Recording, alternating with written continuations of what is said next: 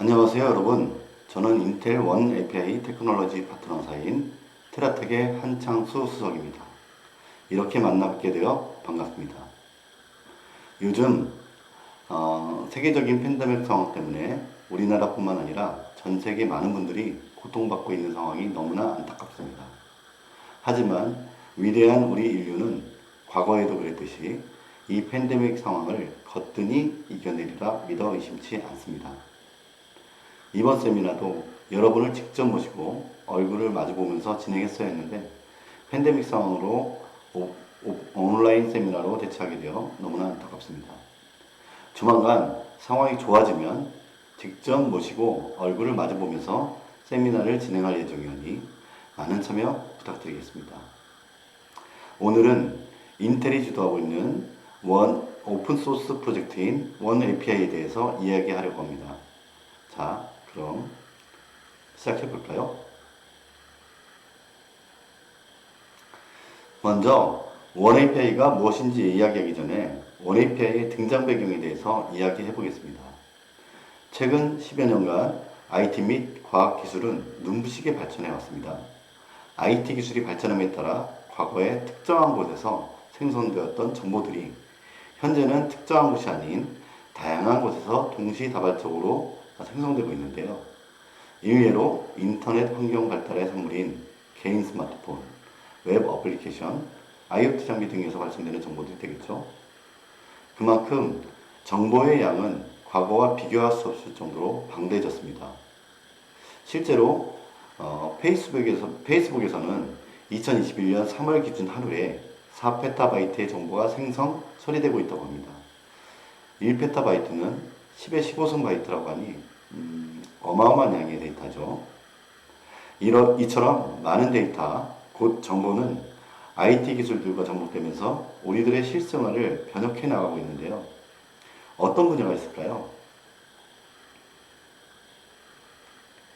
대표적인 분야는 인공지능, 오토노믹 시스템, 메타버스, 암호화폐, 토탈 익스피리언스 등 이 밖에도 수많은 IT 기술들의 접목이 되고 있습니다. 그렇다면 이 IT 기술들을 실생활에 서비스하기 위한 컴퓨팅 환경에서 요구하는 공통점은 무엇일까요? 그건 바로 수많은 형태의 데이터를 얼마나 빨리 원하는 데이터의 형태로 결과값을 줄 수 있는가일 겁니다. 이러한 수많은 형태의 데이터를 빠르게 처리하기 위해서 데이터의 형태에 맞는 장치들을 사용하게 되는데요. 과거에는 CPU로만 연산을 처리했다면 이제는 CPU만으로는 연산을 감당할 수 없기 때문에 연산 처리 장치의 패러다임이 이기종 시스템으로 옮겨지게 됩니다. 여기서 이기종 시스템이란 CPU, GPU, FPGA, 기타 가속기 등이 되겠죠.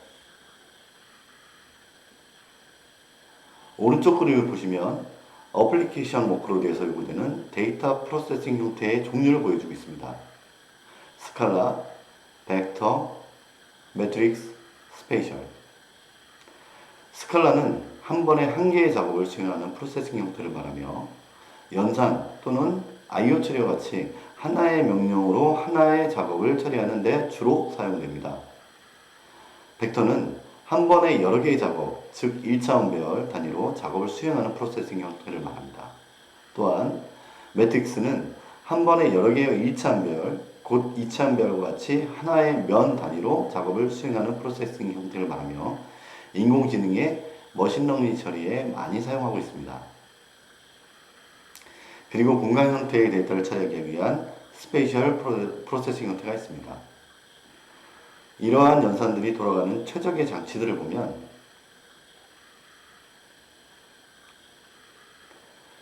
스칼라 연산들은 CPU 장치를 사용한 연산에 최적화되어 있습니다.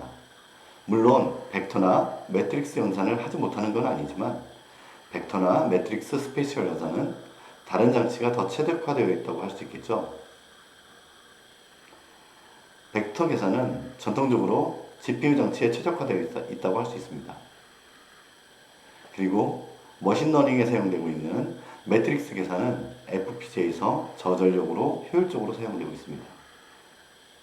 GIS와 같은 공간 형태의 데이터를 연산하는 데는 또 다른 가속기 장치가 효율적으로 사용되고 있겠죠. 이렇게 다양한 연산 장치를 대상으로 병렬 프로그래밍을 해야 하는 개발자의 입장에서 볼 때는 각각의 연산 장치에 디펜던시한 프로그래밍 모델과 환경을 이해하고 공부를 해야 하는 부담감이 발생하게 됩니다. 예를 들어본다면 CPU 장치의 활용을 위해 오픈MP, TBB, Pthread 등과 같은 병렬 프로그래밍 언어로 구현을 할 수 있어야 하고요. GPU 장치를 활용하기 위해서는 OpenCL, CUDA, SQL 등과 같은 병렬 프로그래밍 언어로 구현할 수 있어야 하고요. FPGA 장치 활용을 위해서는 Verilog, OpenCL과 같은 언어로 구현할 수 있어야 합니다. 이렇게 가속장치별로 다른 프로그래밍 언어와 환경을 구현하게 되면 그에 따른 유지 보수가 굉장히 힘들어지겠죠. 결국엔 프로그래머의 고퀄리티 역량과 많은 리소스의 소요, 유지 보수의 위험 요소가 발생하게 됩니다. 이러한 문제점을 해결하기 위해서 원API 오픈소스 프로젝트가 만들어지게 된 배경이라고 할 수 있겠습니다.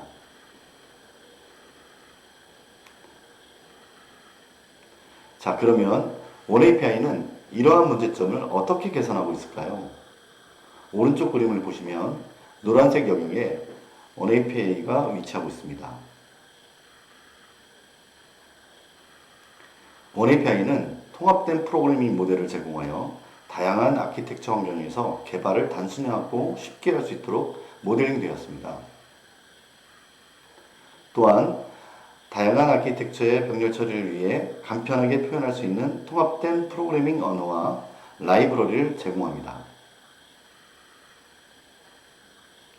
간편하고 통합된 프로그래밍 모델을 제공하더라도 기존의 싱글 벤더 환경에서의 모델과 비교해서 성능이 떨어진다면 사용할 수 없겠죠. 그래서 원API는 인텔이 단연간 쌓아온 하드웨어 및 소프트웨어 기술을 기반으로 여러 아키텍처에서 검증된 네이티브 수준의 성능을 보장합니다. 또한 한 제조사에 구속되지 않은 산업표준과 업계표준 기반의 오픈소스 생태계를 구축하고 있습니다. 이러한 원API는 2020년 9월에 1.0 표준이 발표되었죠. 마지막 버전은 2021년 11월에 발표된 1.1 버전입니다. 불과 1년이 안 됐습니다. 이 같은 원API의 특징을 좀 더 상세하게 알아보도록 하겠습니다.